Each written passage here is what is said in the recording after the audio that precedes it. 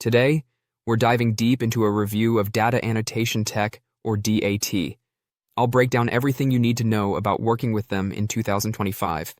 This will be an honest review without fluff, so stick around if you're considering this as a side hustle.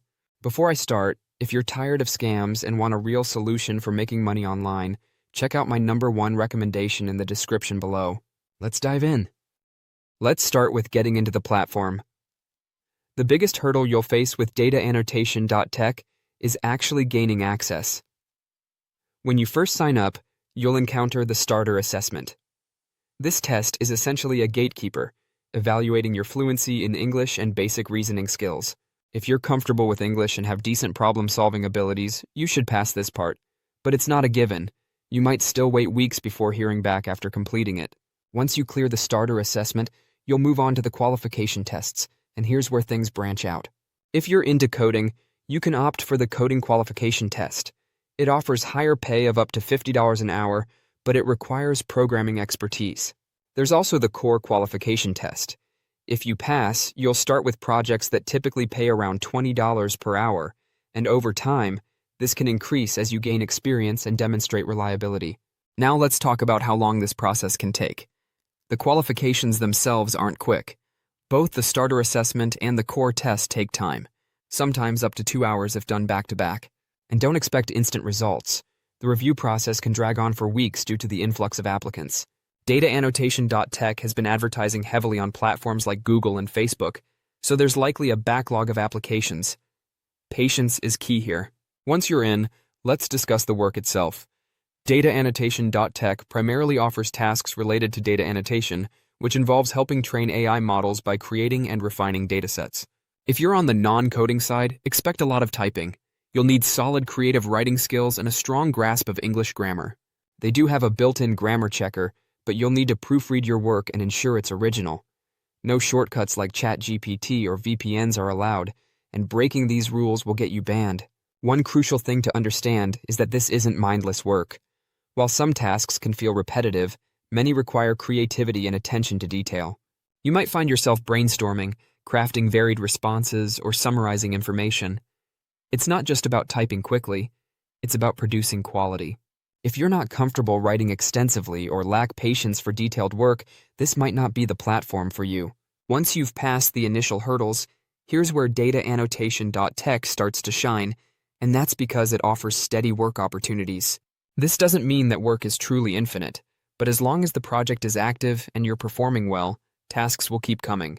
Over a year, there will be some days when work is not available. Now, let's break down pay and how it works. Most tasks are hourly, though there may be some flat rate options. When you're working on an hourly task, you'll see a timer while you are in work mode. However, the platform doesn't automatically log your time. You have to manually report it by selecting the task you worked on and entering the hours you spent. This manual reporting system can be both a blessing and a curse. On one hand, it offers flexibility. On the other, it opens the door for people to inflate their hours.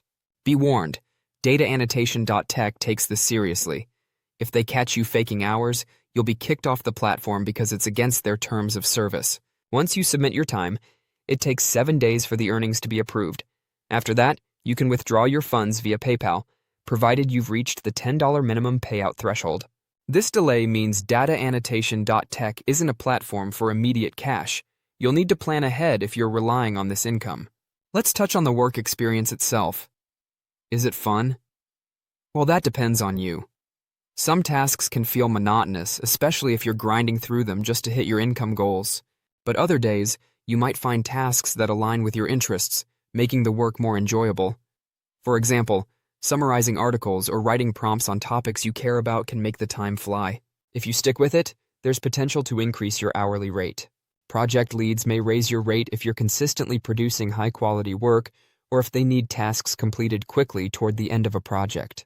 In some cases, rates can approach $30 per hour, but this depends on the specific project and your track record.